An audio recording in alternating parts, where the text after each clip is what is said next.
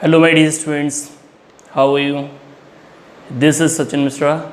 Today we are going to study an important topic that is concepts of accounting, जो हमारे लिए बहुत ही important है और थियरी बेस ऑफ अकाउंटिंग वाले चैप्टर नंबर जो सेकंड है उसमें गिवन है ये। और आज हम इसके बारे में बात करने वाले हैं। काफ़ी इम्पॉर्टेंट थ्योरी है। कुछ बच्चे न्यूमेरिकल्स पे ज़्यादा ध्यान देते हैं, बल्कि थियरी को थोड़ा इग्नोर कर देते हैं, अकाउंटेंसी को। तो हालांकि मैं उनसे स्पेशली बोलना चाहूँगा कि यार सभी पे ध्यान देना है आपको, थियरी और प्लस न्यूमेरिकल्स भी, क्योंकि आप जब भी कोई कॉम्पिटिटिव एग्ज़ाम में पार्टिसिपेट करते हैं तो उस कंडीशन में फिर उस कंडीशन में आपको ये प्रॉब्लम फेस करनी होती है कि आपको थियरी नहीं आती, फिर आपको प्रॉब्लम क्रिएट हो जाती है। ठीक है, तो इसलिए क्या है कि आप इनको ज़रूर समझिए, क्योंकि ये सारी चीज़ें आपको आगे हेल्पफुल करेंगी। चाहे आप सीए करें, सीएस करें, एमबीए करें, या इवन आप कोई भी कोर्स करें कॉमर्स रिलेटेड, तो वहाँ पे ये चीज़ें आपको दोबारा मिलेंगी। तो इसलिए चलिए फिर हम लोग स्टार्ट करते हैं, यानी कि कॉन्सेप्ट्स ऑफ अकाउंटिंग या प्रिंसिपल्स ऑफ अकाउंटिंग। तो अकाउंटिंग के प्रिंसिपल्स कौन कौन से हैं तो उनके बारे में बात कर लेते हैं। तो सबसे पहला जो आपको दिया गया है वो है बिजनेस एंटिटी कॉन्सेप्ट। कौन सा है? Business entity concept. अब यहाँ पे बिजनेस एंटिटी का मतलब क्या है, बिजनेस एंटिटी कॉन्सेप्ट आखिर क्या कहना चाहता है? तो according to the business entity concept, business and owner वो था separate legal entity distinct from each other. ठीक है, तो इस कॉन्सेप्ट में क्या माना गया है कि बिजनेस अलग है और ओनर अलग है। ठीक है, वो था separate legal entity distinct from each other. So only those transactions are recorded in the books of accounts which are related to the business, or we can say that only business transactions are recorded in the books of accounts and the personal transaction of owner cannot be recorded in the books of accounts। ठीक है, तो ये चीज़ हमें इसमें ध्यान रखनी है। इसी के वजह से क्या होता है, जब बिजनेस और ओनर को अगर दोनों को हम लोग सेपरेट मान लेते हैं तो ओनर जो भी मनी इन्वेस्ट करता है बिजनेस में, तो वो एक तरह से बिजनेस की लायबिलिटी मानी जाती है, जो भी उसने कैपिटल इंट्रोड्यूस की है किसने, ओनर ने। क्लियर? तो इसी कॉन्सेप्ट के अकॉर्डिंग होता है। तो फाइनली हम इसको क्या बोल सकते हैं कि this concept considers a business unit as a separate entity. Business and businessmen are two separate entities and all the business transactions are recorded in the books of accounts from business point of view. तो सारे transaction आपको जो note करने होंगे वो business point of view के according note करने होंगे। ठीक है, तो इस तरीके से हमारी कॉन्सेप्ट क्लियर हो गया। अब हम बात करते हैं डुअल एस्पेक्ट कॉन्सेप्ट की। सेकेंड नंबर कौन सा है? Dual aspect concept. तो आपने जैसे कि डबल एंट्री सिस्टम पढ़ा होगा, तो उसी तरीके से यहाँ पे डुअल एस्पेक्ट कॉन्सेप्ट में भी वही लिखना है। तो यहाँ पे बोलना क्या है, डुअल एस्पेक्ट कॉन्सेप्ट आखिर हमसे क्या बोलता है? तो according to the dual aspect concept, every transaction has two fold effect. ठीक है, so it should be recorded at least at two places. और इसमें क्या होगा, जैसे एक को अगर डेबिट करेंगे तो दूसरा उसके जो करस्पॉन्डिंग होगा वो क्रेडिट होगा। ठीक है, तो ये डुअल एस्पेक्ट कॉन्सेप्ट है। तो भैया इसके डुअल एस्पेक्ट कॉन्सेप्ट या डबल एंट्री सिस्टम या फिर अकाउंटिंग के फादर कौन है, तो आपको पता होगा मिस्टर लूका पेसियोली या ल्यूकस पेसियोली। ठीक है, तो उन्होंने ही डबल एंट्री सिस्टम को बताया था। वही तरह से डुअल एस्पेक्ट कॉन्सेप्ट है जो ये बोलता है कि कोई भी ट्रांजैक्शन अगर होता है तो एटलीस्ट वो कम से कम दो अकाउंट को अफेक्ट करेगा, और इसलिए वो एटलीस्ट टू प्लेसेस पे नोट किया जाना चाहिए, जिसमें एक को हम डेबिट करेंगे और अनदर को हम क्या करेंगे, क्रेडिट करेंगे। तो फाइनली इसको हम क्या बोल सकते हैं कि this concept also known as equivalence concept signifies that every business transaction has two fold effect. ठीक है, क्या बोला गया? Every business transaction has two fold effects और every transaction affect at least two accounts. This concept is in fact the base on which double entry system of book keeping is based. तो ये double entry system पे based है, और according to this principle every debit has a corresponding credit. और इस principal के according क्या होता है कि हर कोई भी मतलब जो डेबिट होता है उसकी करस्पॉन्डिंग में क्रेडिट जरूर होता है। क्लियर? अब हम लोग बात करते हैं यानी कि थर्ड प्रिंसिपल की, that is accounting period concept. तो अकाउंटिंग पीरियड कॉन्सेप्ट आखिर हमें क्या बताना चाहता है? तो according to the accounting period concept, the whole life of the business is divided into small period. उसको हम लोग स्मॉल पीरियड में डिवाइड कर देते हैं, लाइक 12 मंथ्स, 6 मंथ्स, इस तरीके से। और जिससे क्या है कि एंड ऑफ द ईयर और end of that period we can easily determine that profit और loss of the business, and we can determine the profitability position, financial position of the business enterprise। ठीक है, तो ये बोलता है accounting period concept. तो इसमें हम फाइनली क्या बोल सकते हैं कि according to this concept the long life of a business is divided into justifiable accounting period, so as to help a businessman to know the result of his investment during each such period. This period is known as accounting period and the length of this period depend on the nature of business. ठीक है, तो उसकी length कोई भी हो सकती है, 6 months, 9 months, 12 months, generally but 12 months ही होती है। अकाउंटिंग पीरियड में भी आइदर अ कैलेंडर ईयर और फिजिकल ईयर, तो या तो वो कैलेंडर ईयर हो सकता है, फिजिकल ईयर हो सकता है अगर 12 मंथ्स की है। कैलेंडर ईयर का मतलब जो आपका 1 जनवरी से 31 दिसंबर को एंड करेगा वो कैलेंडर ईयर कहेंगे उसको, और फिजिकल ईयर या फिर फाइनेंशियल ईयर किसको कहोगे, जो 1 अप्रैल से स्टार्ट हो गए 31 मार्च को एंड होता हो तो उसको हम बोलते हैं फिजिकल ईयर। क्लियर। अब हम आगे बात करते हैं बेटा यानी कि गोइंग कंसर्न कॉन्सेप्ट। तो according to going concern concept क्या है कि the life of business is indefinite, business की लाइफ इनडेफिनेट है और हमेशा बिजनेस ये मान के स्टार्ट किया जाता है कि बिजनेस कभी बंद नहीं होगा और बिजनेस बराबर चलता रहेगा। ठीक है, तो ये बोलता है गोइंग कंसर्न कॉन्सेप्ट, और इसी को ध्यान में रखते हुए हम लोग असेट को उनके कॉस्ट प्राइस में नोट करते हैं, बल्कि उसी ईयर केवल एज ए एक्सपेंस हम लोग शो नहीं करते हैं। ठीक है, तो यहाँ पे गोइंग कंसर्न कॉन्सेप्ट क्या बोलता है, this concept assumes that every business has a long and indefinite life. Since financial statements are prepared on the basis of this concept, all fixed assets are shown in the books at their cost ignoring their market value। तो इसी concept को ध्यान में रखते हुए हम लोग assets को बैलेंस शीट में उनके कॉस्ट प्राइस पे शो करते हैं रेदर देन मार्केट वैल्यू, और उनमें कोई भी फ्लक्चुएशन वगैरह को हम लोग नोट नहीं करते हैं और एवरी ईयर डेप्रिशिएशन लगा के उस पर शो करते हैं। तो ये भैया हो गया गोइंग कंसर्न कॉन्सेप्ट। अब आगे बात करने वाले हैं कॉस्ट कॉन्सेप्ट, काफ़ी इंपॉर्टेंट है कॉस्ट कॉन्सेप्ट। कॉस्ट कॉन्सेप्ट आपको और भी हेल्प करेगा जब आप लोग डेप्रिशिएशन वाला चैप्टर पढ़ोगे। तो भैया कॉस्ट कॉन्सेप्ट क्या बोलता है, तो according to the cost concept the asset should be recorded at cost price original cost of that asset. Asset को हमें उसके ओरिजिनल कॉस्ट में नोट करना है। अब यहाँ पे बात आती है कि असेट की ओरिजिनल कॉस्ट हमें कैसे पता चलेगी। तो असेट की ओरिजिनल कॉस्ट हमें फाइंड करनी पड़ेगी। जब हम असेट की ओरिजिनल कॉस्ट पता करेंगे तो उस कंडीशन में सबसे पहले यानी कि उसका जो परचेजिंग प्राइस होगा या जिसको हमने एक्वायर किया है जितने में वो, ठीक है, परचेज प्राइस और प्लस ट्रांसपोर्टेशन कॉस्ट और plus installation charges plus all expenses incurred on that asset for making in running condition of that asset.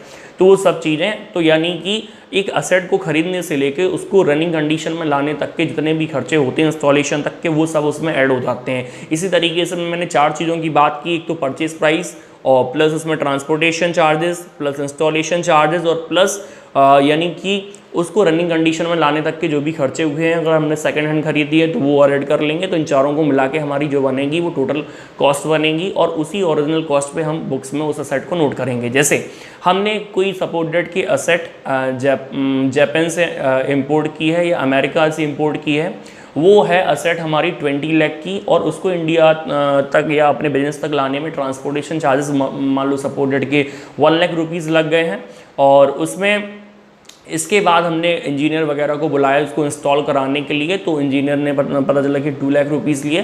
तो इस तरीके से इन सभी को हम लोग ऐड कर देंगे, जो वैल्यू आ जाएगी वो हमारी टोटल कॉस्ट मानी जाएगी और उसी टोटल कॉस्ट पे हम लोग असेट को नोट करेंगे। क्लियर। तो ये चीज़ क्या बोलता है कॉस्ट कॉन्सेप्ट। तो कॉस्ट कॉन्सेप्ट में हम क्या बोल सकते हैं कि according to this concept all fixed asset are recorded in the books at cost, that is the price paid to acquire them. Any subsequent increase or decrease in their value will not be shown in the records except the depreciation of these asset। तो asset की value increase कर रही decrease कर रही है वो note नहीं करते, हाँ डेप्रीशिएशन को जरूर नोट करते हैं। In subsequent years therefore fixed asset are shown at cost less depreciation provided on them up to the date. Continuous charging of depreciation on the asset will ultimately eliminate the asset from the books। और जब हम continue depreciation charge करते रहेंगे तो एक दिन ऐसा आएगा कि वो तरह से बुक से हट जाएगी। ठीक है।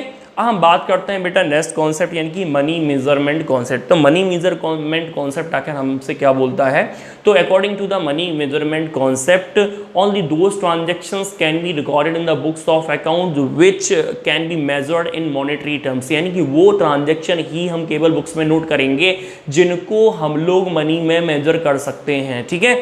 और जो ट्रांजेक्शन और मेजर नहीं किए जा सकते हैं हम उनको बुक्स में नोट नहीं कर सकते हैं, ठीक है। तो ये बोलता है मनी मेजरमेंट कॉन्सेप्ट। जैसे मैं एग्जांपल लूँगा कि यानी कि सपोज डेट के फर्नीचर परचेज फॉर ₹10,000, एक फर्नीचर खरीदा 10,000 रुपये का, तो मनी में मेजरेबल है इसलिए हम उसको बुक्स में नोट कर लेंगे because we can measure that in terms of money, कि वो भैया 10,000 का। इसी तरीके से हमने गुड्स सोल्ड किया या परचेज इलेक्ट्रिसिटी डिपॉजिट किया है या फिर इसके अलावा सैलरी पेड की एम्प्लॉइज़ को, तो these are all the transaction which can be measured easily in terms of money, तो हम लोग इनको बुक्स में नोट करेंगे। बट हम लोग क्या है कि वो ट्रांजैक्शन नोट नहीं कर सकते हैं जिनको मनी मेजर नहीं किया जा सकता। तो जैसे मैं एग्जांपल लूँगा कि appointment of a new employ, किसी नए एम्प्लॉय का अपॉइंटमेंट आप करते हैं तो उस कंडीशन में हम उसको बुक्स में नोट नहीं करेंगे क्योंकि वो एक तरह से मनी में मेजर नहीं किया जा सकता है, इसके वजह से। Clear?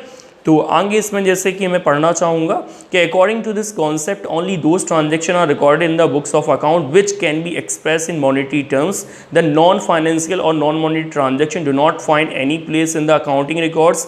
Money is the common denominator to denote the value of the various asset of diverse nature to give a meaningful total of these asset. Okay, तो इसके बाद हमारा नेक्स्ट कॉन्सेप्ट है बेटा मैचिंग कॉन्सेप्ट। तो भैया मैचिंग कॉन्सेप्ट किसकी matching कराने की बात कर रहा है, तो यहाँ पे जो मैचिंग होने वाली है वो होने वाली है आपकी किसकी, यानी कि रेवेन्यू की और इसके अलावा एक्सपेंसेस की, और सेम पीरियड के होने चाहिए रेवेन्यू एंड एक्सपेंसेस। तो जिस ईयर की एक्सपेंसेस हों वो उसी ईयर की रेवेन्यू से कवर करने हैं, इतनी बात आपको बस ध्यान रखनी है इस कॉन्सेप्ट में, यही बोलता है मैचिंग कॉन्सेप्ट। जैसे इस साल के जो एक्सपेंसेस हैं 2020 के, तो 2020 की रेवेन्यू या इनकम से ही कवर किए जाएंगे, हम और किसी ईयर से कवर नहीं कर सकते हैं। तो मैचिंग कॉन्सेप्ट ये बोलते हैं। तो मैचिंग कॉन्सेप्ट के अकॉर्डिंग आपको क्या ध्यान रखना है कि this concept state that it is necessary to charge all the expenses incurred to earn revenue during the accounting period against the revenue in order to ascertain the net income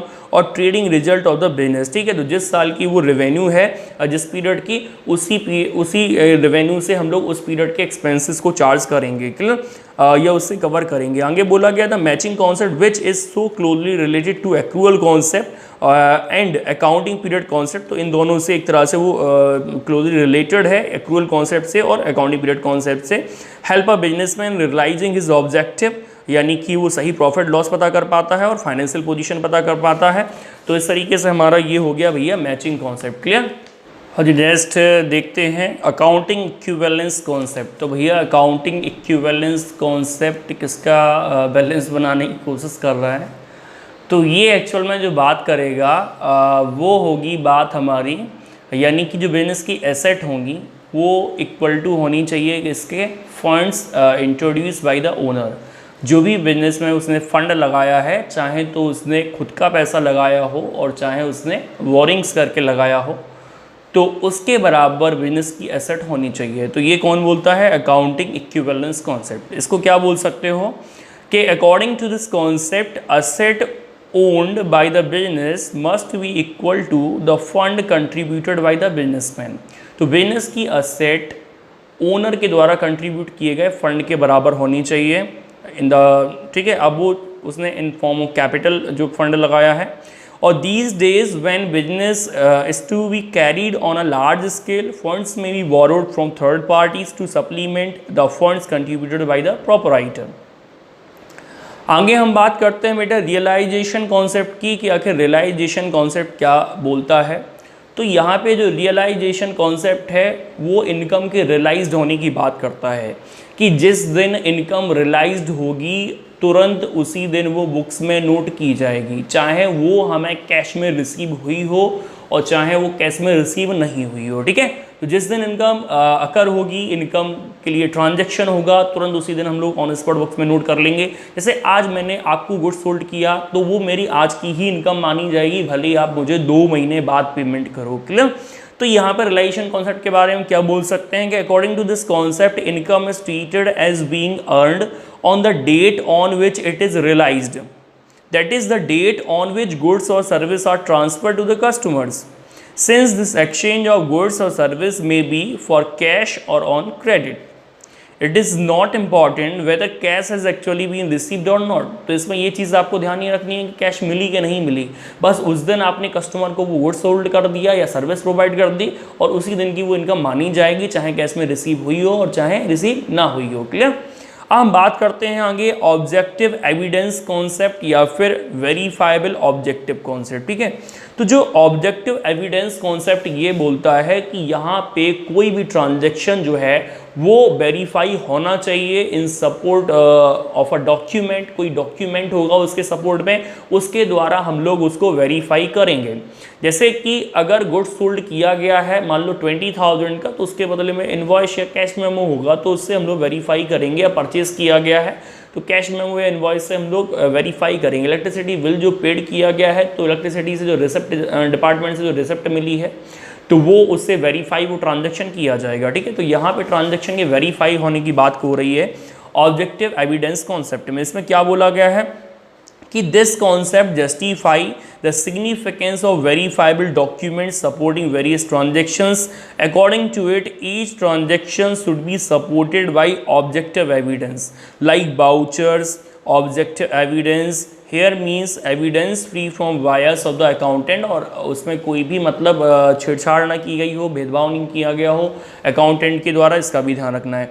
अब हम बात करते हैं नेक्स्ट यानी कि materiality concept की। तो materiality concept आखिर क्या बोलता है, तो ये इस बात पे फोकस करता है कि जो मटेरियल फैक्ट्स हैं, जो इंपॉर्टेंट फैक्ट्स हैं, उनको हमें बुक्स में नोट करना है। जो मटेरियल फैक्ट्स हैं उनको बुक्स में नोट करने की कोई ज़रूरत नहीं है। अब हम कैसे डिसाइड करेंगे कौन से मटेरियल फैक्ट्स हैं, कौन से इमटेरियल फैक्ट्स हैं, तो यहाँ पे हम ये बोल सकते हैं कि वो सारे मटेरियल फैक्ट्स माने जाएंगे जो अगर आप शो नहीं करेंगे तो उस कंडीशन में जो यूजर्स ऑफ अकाउंटिंग है वो डिसीजन नहीं ले पाएंगे। ठीक है, और इमटेरियल फैक्ट्स वो होते हैं जिनका यूजर्स के डिसीजन लेने पे कोई इफेक्ट नहीं पड़ेगा। ठीक, तो इसमें जैसे क्या लिखा हुआ है कि this principle emphasizes that only those transactions should be recorded which are material or relevant for the determination of income from the business. All material facts should be ignored. जो material facts हैं वो ignore कर देने चाहिए। जैसे मैं example दूंगा कि closing stock of goods should be recorded in the books of accounts, वो नोट किया जाएगा क्योंकि एक तरह से वो एक तरह से इन्फ्लुएंस कर सकता है बिजनेस डिसीजन को, क्योंकि इसकी बड़ी अमाउंट है। लेकिन अगर हमारे पास क्लोजिंग स्टॉक पेन, पेंसिल या जो शार्पनर वगैरह हैं या फिर स्टेशनरी है तो उसका अगर 50-100 रुपये का स्टॉक है तो वो नोट करने की कोई ज़रूरत नहीं है क्योंकि वो मटेरियल फैक्ट्स माना जाएगा। ठीक है, इस तरीके से हम बात करते हैं आगे बेटा नेक्स्ट फुल डिस्क्लोजर कॉन्सेप्ट। तो यार फुल डिस्क्लोजर कॉन्सेप्ट क्या बोलता, फुल डिस्क्लोजर कॉन्सेप्ट ये बोलता है कि भैया इन्फॉर्मेशन फाइनेंशियल स्टेटमेंट में आपको पूरी तरीके से शो करनी है, जो भी रेलिवेंट इन्फॉर्मेशन है और जो डिसीजन लेने के लिए हेल्पफुल है वो आपको पूरी शो नहीं करनी है, सॉरी वो पूरी शो करनी है। और इसका थोड़ा ध्यान रखना है जिससे क्या है कि डिसीजन सही से लिए जा सकें। तो फुल डिस्क्लोजर कॉन्सेप्ट के अकॉर्डिंग क्या है कि this concept implies that financial statement too should disclose all material information which is required by the proprietor and other users to assess the final accounts of the business unit. तो business unit के जो final accounts हैं उनको assess करने के लिए, उनसे सही रिजल्ट्स निकालने के लिए जो भी इन्फॉर्मेशन की रिक्वायरमेंट है वो सारी इन्फॉर्मेशन शो करनी पड़ेगी फाइनेंशियल स्टेटमेंट में। क्लियर। आगे बोलता है कंसिस्टेंसी। कंसिस्टेंसी का मतलब क्या है कि लगातार एक ही मेथड को यूज़ करना है। जैसे अगर किसी चीज़ के एक से ज़्यादा मेथड हैं तो उनमें से जो मेथड एक बार अडॉप्ट कर लिया जाए हमें उसी मेथड से कंटिन्यू उसका यूज़ करना है, उस मेथड में हमें चेंज बिल्कुल नहीं करना है। क्लियर। तो जैसे कि डेप्रीशिएशन लगाने के आपके सिलेबस में जो मेथड बताए गए हैं वो दो मेथड बताए गए हैं, एक स्ट्रेट लाइन मेथड है और दूसरा WDV यानी कि रिटन डाउन वैल्यू मेथड है। लेकिन इनमें से जो मेथड एक बार अडॉप्ट कर लिया जाए उसी से डेप्रीशिएशन कंटिन्यू हम एवरी ईयर चार्ज करेंगे। क्लियर। तो इसी तरीके से आपको कंसिस्टेंसी कॉन्सेप्ट में ये चीज़ ध्यान रखनी है। तो कंसिस्टेंसी कॉन्सेप्ट क्या बोलता है कि this principle require that accounting practices method and techniques used by a business unit should be consistent. A business unit can adopt any accounting practice, but once a particular practice is chosen, it must be used for a number of years. ठीक है। आगे बात करते हैं conservatism या फिर prudence concept. तो काफ़ी इंपॉर्टेंट है जो कंजर्वेटिज्म कॉन्सेप्ट है या प्रूडेंस कॉन्सेप्ट है, वो ये बोलता है कि हम लोग एंटीसिपेटेड जितने भी लॉसेस होते हैं, एक्सपेंसेस होते हैं, उनके लिए प्रोविजन बना सकते हैं पहले से, बट एंटीसिपेटेड जो प्रॉफिट है हम उनके लिए प्रोविजन बिल्कुल नहीं बना सकते हैं। तो ये चीज़ आपको ध्यान रखना है कि एंटीसिपेटेड लॉसेस जो भी होंगे, फ्यूचर जो लॉसेस हो सकते हैं, उनके लिए प्रोविजन आप बना लोगे। जैसे provision for bad and doubtful debts आप बना सकते हो, बट प्रोविजन फॉर क्रेडिटर हम लोग नहीं बना सकते हैं। प्रोविजन फॉर टैक्सेशन बना सकते हैं क्योंकि वो हमें एक तरह से पे करना है और उसको हम लोग प्रॉफिट एंड लॉस में शो कर सकते हैं, और वो एक तरह से इनकम टैक्स मतलब एक्ट में जो है उसमें भी वो अलाउ किया गया है कि आप पहले से प्रोविजन बना सकते हो, अपनी इनकम को रिड्यूस करके दिखा सकते हो। तो कंजर्वेटिज्म कॉन्सेप्ट क्या बोलता है कि this principle is nothing but a formal expression of the maxim anticipate no profit and provide for all possible losses। यानी कि आपको पहले से प्रॉफिट नहीं एंटीसिपेट करने हैं, बल्कि जो प्रोवाइड लॉसेस हैं उनको आप एंटीसिपेट कर सकते हैं। कह रहे in other words it considers all possible losses but ignore all possible profits. ठीक है, तो यहाँ पे लॉसेस को कंसीडर किया गया है, जो ऑल पॉसिबल लॉसेस हैं, बट ऑल पॉसिबल जो इनकम्स हैं उनको इग्नोर कर दिया गया है। इसी के वजह से provision for doubtful debt, provision for taxation, provision for depreciation, ये सभी क्रिएट किए जाते हैं बिकॉज ये अलाउ है। ठीक है, तो इस तरीके से आज का हमारा एक वेरी इंपॉर्टेंट टॉपिक फिनिश हो गया है। Thank you very much for watching my videos and don't forget to subscribe my channel.